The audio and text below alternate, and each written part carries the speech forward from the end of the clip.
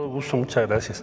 Bueno, yo diría que inclusive, si ustedes recuerdan, se hicieron una serie de reformas de ley a raíz de la detención de General Cienfuegos y se establecieron una serie de obligaciones y de restricciones legales y esas pues siguen vigentes, básicamente para evitar precisamente lo que se había dado, particularmente en el sexenio de Felipe Calderón, de que teníamos tanto en algunas dependencias mexicanas como en instalaciones mexicanas presencia de ellos en todo.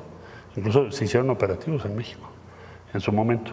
Entonces, eso cambió radicalmente y eso provocó también muchas fricciones, debo decir, en ese tiempo con la Embajada de los Estados Unidos, con las agencias y demás que estaban en contra de esa legislación. Pero bueno, el estatus hoy es totalmente distinto a lo que era antes, para empezar por cuanto a obligaciones y restricciones legales que tienen establecidas.